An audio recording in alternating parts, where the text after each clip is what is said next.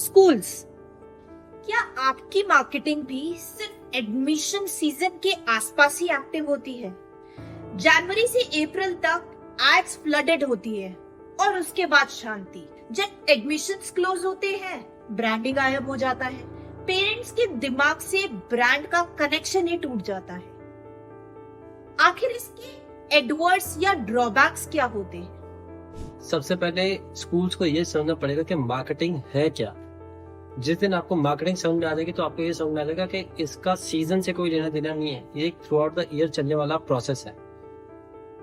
तो मेरी अंडरस्टैंडिंग में जो एजुकेशनल मार्केटिंग है, जब आपका स्टाफ, आपके टीचर्स, आपके पेरेंट्स, आपके जो स्टूडेंट्स हैं, बच्चे हैं, आपके कॉम्पिटिटर, आपका बारे में मीडिया क्या कम्युनिकेट करेगा थ्रू आउट द ईयर, जब इस चीज को आप 100% कंट्रोल कर पाते हैं, तब एक्चुअली आप अपनी मार्केटिंग कर पाते हैं। मार्केटिंग का कोर गोल ही यही है कि लोग आपके बारे में क्या सोचते हैं, क्या समझते हैं, जो कि 4 महीने से आप रिलेट नहीं कर सकते।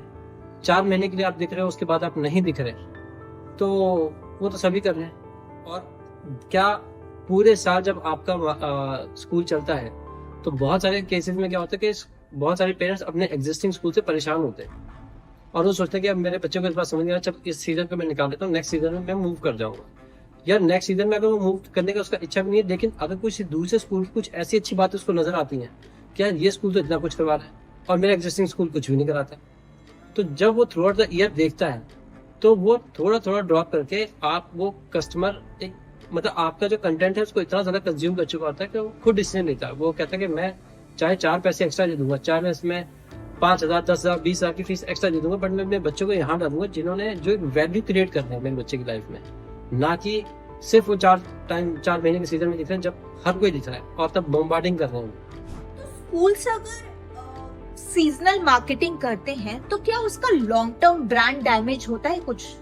एब्सोल्युटली होता है। देखो, पहली बात तो ब्रांड कोई 4 महीने का नहीं होता, और आपका जो प्रोसेस है, आपका जो इंस्टीट्यूट है, वो हमेशा ही रन हो रहा है। आपके इंस्टीट्यूशन में हमेशा ही कोई ना कोई एक्टिविटीज हो रही है। लेकिन ज्यादातर मैं स्कूल्स के केस में देखता हूँ वो फिजिकल एक्टिविटी जहाँ पे हो रही है वहां पे तो वो ठीक ठाक स्पेंड करना चाहते हैं, बट उसका जो कंटेंट का जो इफेक्ट आ रहा है, आपके एक्टिविटीज का जो इफेक्ट आ रहा है, उसको थ्रू आउट द ईयर अपने सोशल मीडिया या डिजिटल हैंडल्स के थ्रू या अपने मार्केटिंग कम्युनिकेशन के थ्रू कम्युनिकेट नहीं करना चाहते।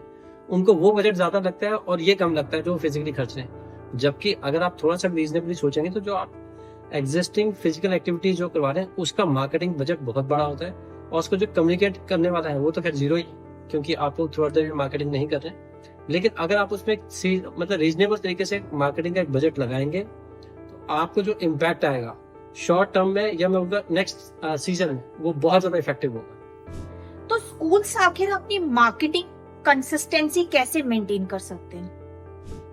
स्कूल्स नॉर्मली हर मंथ में कुछ ना कुछ एक्सरसाइज या कुछ ना कुछ ऐसी एक्टिविटीज कर ही रहे हैं, तो जब भी वो कोई एक्टिविटी कर रहे हैं उससे वो मंथ का अपना कैलेंडर बना सकते हैं। उस कैलेंडर को बना के वो जो छोटी छोटी पीस ऑफ इमोशनल इंफॉर्मेशन है जो पेरेंट्स तक जानी चाहिए, जिससे पेरेंट्स स्कूल को बियॉन्ड प्राइसिंग, बियॉन्ड फीस या बियॉन्ड जो एक बेसिक क्राइटेरिया होता है स्कूल का या इंफ्रा, उससे ऊपर देख पाते हैं। तो स्कूल ओनर्स, अगर आपका भी ब्रांड सिर्फ एक ही सीजन में याद रहता है तो अभी से प्लान बनाना शुरू करिए।